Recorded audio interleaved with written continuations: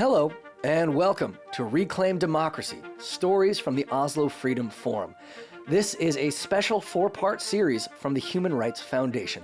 I'm Casey Michelle.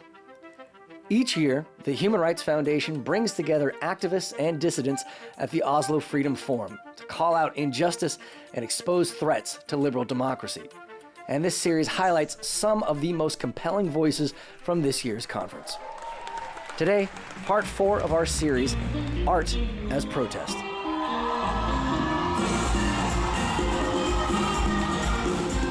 This is a song from Carlos Vives, a Colombian-based musician whose songs are cherished and have been a bridge for marginalized cultures in Latin America. His performance this year got the whole conference up out of their seats and dancing to his infectious rhythms.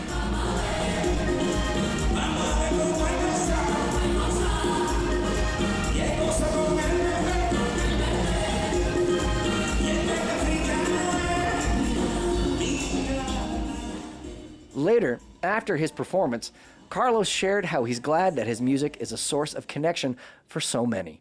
Primero, la música tiene esa magia. Yo considero que la música es el lenguaje realmente universal. I consider that music, of course, because first of all, music has magic. I consider that music is the truly universal language. But in my case, our music represents everything we are. So, assuming that in a topic as important as human rights, as freedom, as democracy, our music speaks naturally of it and makes it with great joy. And for him, that's the beauty of music and art in connecting people. Through his art, he's able to touch hearts, inspire hope, and foster community across some pretty dramatic divides. Y me doy cuenta de que al final somos lo mismo porque hemos vivido los mismos. I have to tell you that in the end we are the same, because we are vividly living the same, following the same problems, and I believe that in the end it is our one. But also our way of singing it, and our way of singing it also is our one, because I believe that art and music are so important to understand it and to bring it to life. Por eso creo que el arte y la música es tan importante para entenderlo y para aportar a superar.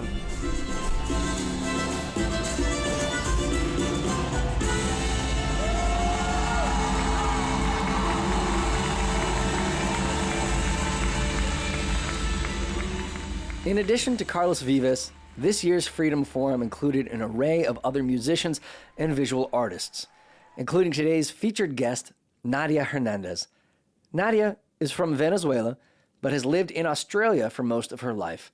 She uses her art to give voice to those who have felt silenced by authoritarianism through her multimedia installations. At this year's forum, she brought her multimedia work titled En Todo Tiempo, or In All Times. Desengáñese, comadre, que no hay angelitos negros. Pintor de santos de alcoba, pintor sin tierra en el pecho. Que cuando pintas tus santos no te acuerdas de tu pueblo.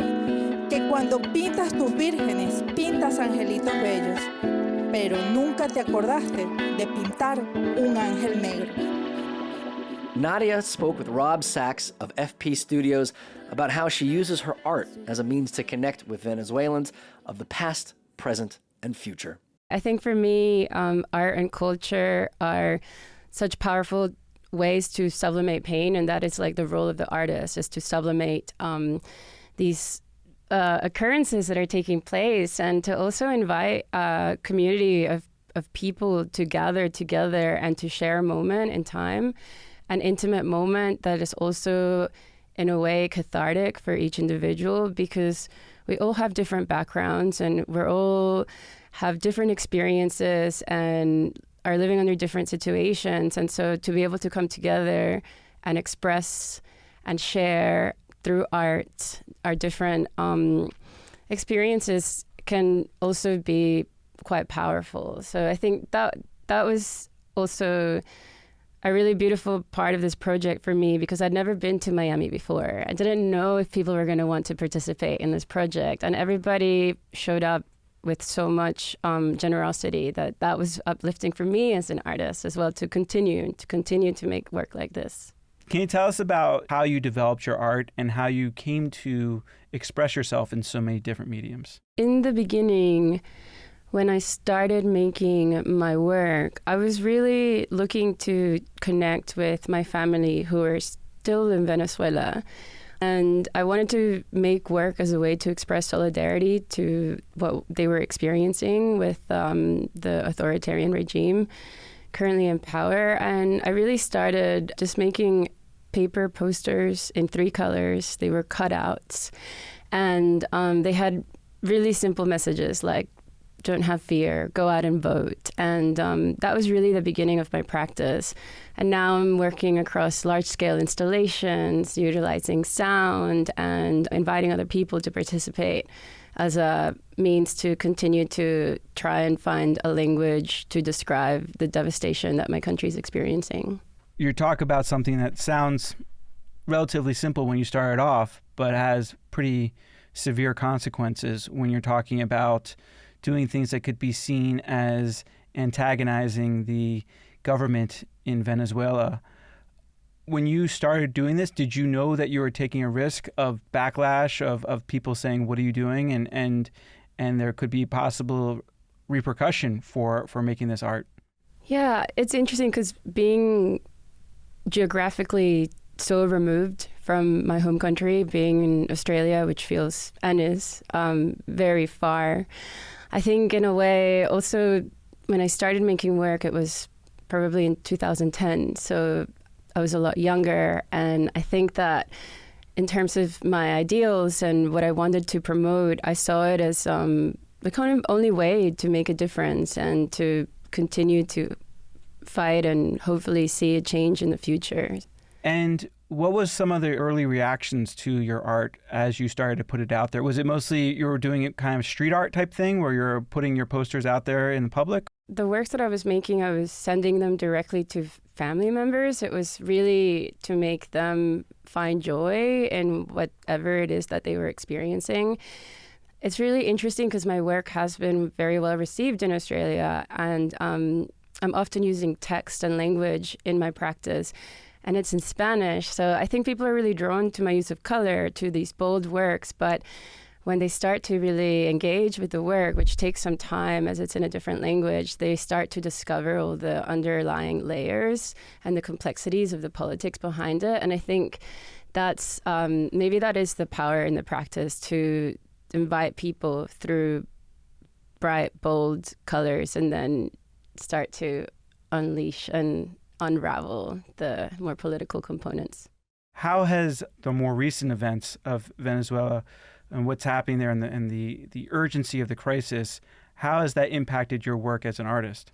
I think definitely for a while, I started to look at my work in terms of the connections I wanted to continue to harbor with my family and as an expression of joy and culture. But more recently with the crisis worsening and, we have upcoming elections and other matters that are taking place all around the world, it feels like a very important and poignant time to go back to and continue to speak to the more immediate political crises that are happening. And I think that when I was making the work that I presented at the Freedom Forum, I was thinking about, okay, how do I continue to connect with Venezuelans that are part of the diaspora, or how do I continue to connect with Venezuelans that are in Venezuela, and what is the power of art within that context to sublimate pain and to continue to bring this issue to different audiences? Because I think often Venezuela is doesn't get the visibility it deserves on the world stage. Let's talk about that piece that you brought here,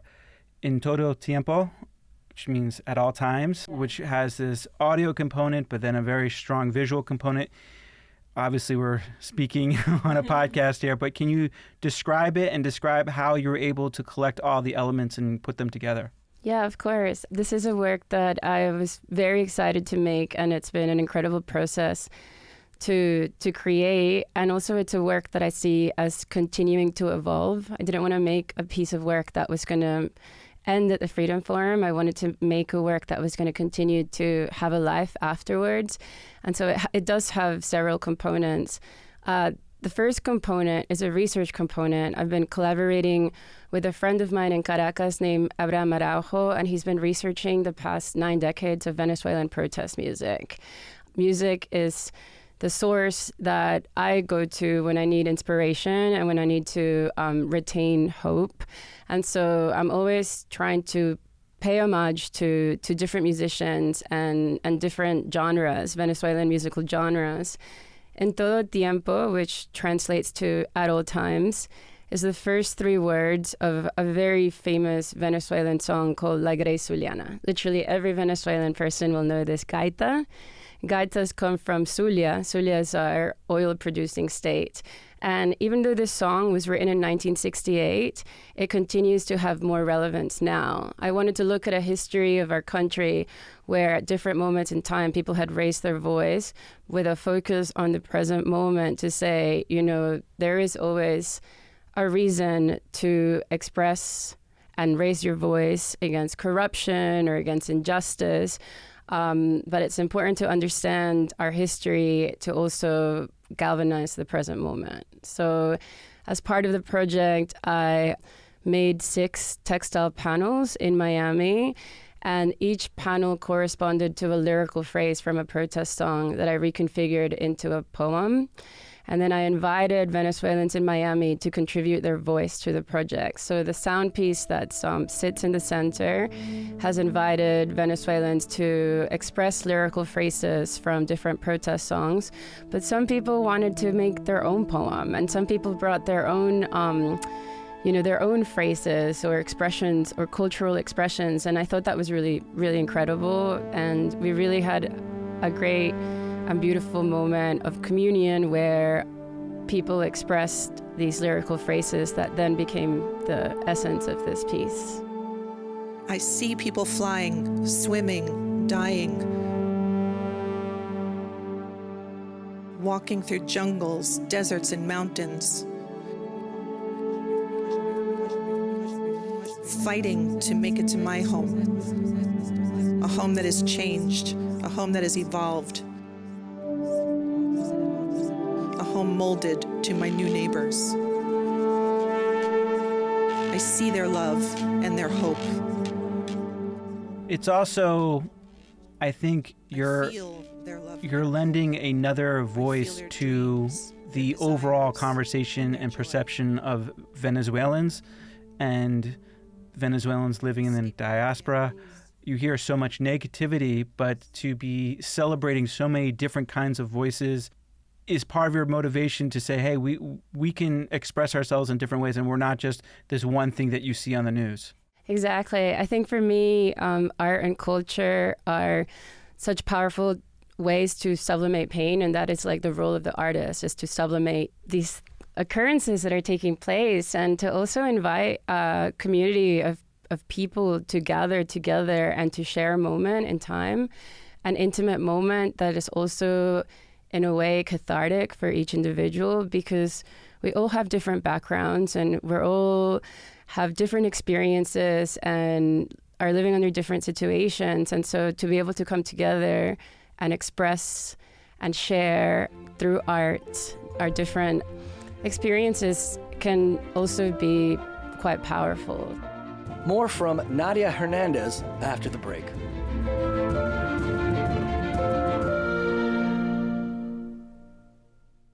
This is Reclaim Democracy, Stories from the Oslo Freedom Forum. I'm Casey Michelle, and we're back now with multimedia artist Nadia Hernández. I've seen your art being described as exuberant installations, which I really like that, the combination of those two words. Just there's a joy in it, and it comes through. And it's interesting to juxtapose that with the severity of what's going on in Venezuela. Were you thinking about that dichotomy of bringing joy amidst all this pain that you're seeing and your family who's still in Venezuela is experiencing? Always. I think to continuously make work and be, often artists, or like myself, we're working in isolation for most of the part. And so when you're trying to channel these big ideas onto wider audiences, and I'm trying to think about what energy do I want the work itself to be immersed in, and it is joy, it is a force, and it is important to channel that energy into the work, because I think that it does have a fighting power, and it does have the ability to transcend and transform and hopefully inspire other people. Jumping off what you just said there, the power of your art and to motivate people. We hear about what's going on in this particular election with, people who even have a whiff of support of someone opposing Maduro getting their business shut down, and the extreme penalties people face for any type of opposition. What is the role then of an artist, especially one that has the protection of being in Australia and now having to face those consequences, those direct consequences of speaking out? But what can art do? What can music do? What's the role of this community to harness this power that can stand in opposition to such authoritative, oppressive regimes like what Maduro's doing? I think art has infinite power to make change, and obviously not all artists are interested in participating politically, and that's a political act in itself. But for me, I've always seen it as something that is bigger than me, and I try and accept that perhaps I hope there is change within my lifetime, but I'm not doing it with the expectation of seeing that, like what I want to express and create and continue to make. I'm also thinking about generations that will come after me and how they might relate to it. And also a lot of Venezuelans who may not have grown up or ever been to Venezuela because, now they're going to be like second generation migrants or third generation migrants. And like, how are we going to continue to relate to our culture if there isn't a change in the country? So there's these bigger ideas as well. I obviously hope and continue to fight for change, but going process of thinking outside of oneself. It's interesting because so many artists speak their history, their truth in so many different ways. We were talking to Carlos Vives yesterday, and he was saying he called himself an accidental ambassador for Colombia because he was saying that he didn't necessarily go out to do anything political, but he was speaking in a language that was doing these folklore type songs and resisting the pressure to be more pop or whatever, and that just resonated. And all of a sudden he found himself speaking for people who didn't feel like they have a voice, but that wasn't necessarily his intention. And I think he found that once his work was out in the world, the way it was being consumed had a life of its own. Do you find that too sometimes, that people find their voice through your work, maybe not even in ways that you had anticipated? I mean, I hope so. I think we'll see as well. I'm always intrigued and humbled when I hear those types of comments, or especially from when it resonates. The way that the work resonated in Miami was really moving for me, because Australia obviously has a Venezuelan population. It's got a growing Latin American population, but I had this strong desire to connect with more people. And in Miami, like, everybody speaks Spanish. So to be in that context where the work is being seen by an audience I've been hoping to reach over time, and for it to be well received was extremely moving for me. Oslo Freedom Forum attendees shared their questions and reflections with Nadia as well. Take a listen. Hi, Andrea Taylor with State Department. What does she see as the biggest challenge when she is coming up with ideas or thinking about how to reach new audiences using art as a form of protest? I think my biggest challenge would have to be my own self, because I am such a perfectionist. I think that I often get in my own way with self-doubt. So as an artist, or as a young artist, I think that the biggest challenge for me is often the own obstacles that I create for myself, and every opportunity and every chance I get to connect with people and invite other people into the process, and for it to be outside of my studio and bigger than me, that is an opportunity for me to let go of that. I'm Carmen Lau, exile in the UK now, former elected district councillor in Hong Kong, and now doing advocacy work for Hong Kong democracy. How arts or forms of art could demonstrate persistence and dissidents' voice to the world. Yeah, I think that art can be a tool, 100%. And I think that being in the space like the Oslo Freedom Forum and seeing all the stories that everybody is sharing and everybody's path toward activism, it's made me reflect too a lot on the work that I want to continue to make and the ability that work has to continue to harness that power and that ability for change. Because I think it's often possible to lose hope or to kind of question what you're doing in a world or in certain situations where you're constantly, where you're facing oppression. But I think it's important to remember, and through connection and community, I think that's like a beautiful way that art can make a difference. We talked about these elections coming up, and it seems like, unfortunately, the news from Venezuela keeps getting worse and worse and worse. But eventually you have to imagine there's going to be a rebound. There's going to be democracies in some ways going to flourish. As Venezuela hopefully emerges from this darker period, where do you see the role of artists like yourself in helping with rebuilding and having a society that's more responsive to people? I think it's that you said it exactly. It's like in terms of imagining. I think that is the role of the artist, is to envision, to imagine, to conjure a future that and ask questions. To not limit yourself to the present reality and say, what if? What if, or what about this, or if this is how it's done, well, what if it's done differently? And so to propose new ideas and to also work across different disciplines and industries. Something that I would like to see as an artist is like more cross-industry collaboration, for artists to be invited into spaces where they may not necessarily be a part of, and to be used for that creative potential to sublimate ideas about what our future could be. My thanks to Nadia Hernández and Carlos Vives for sharing their stories. And that's it for our 4-part series. Our show is a production of FP Studios and the Human Rights Foundation, and our team includes Rosie Julin, Rob Sachs, Omar Al-Fatihi, Tara Everton, Natalia Saucedo, Anna Peterson, and Grace Douglas. If you like our show, please rate us or tell a friend, and thank you for tuning in. For more stories from our community, listen to our podcast, Dissidents and Dictators, every Thursday. I'm Casey Michelle, and we'll see you next time.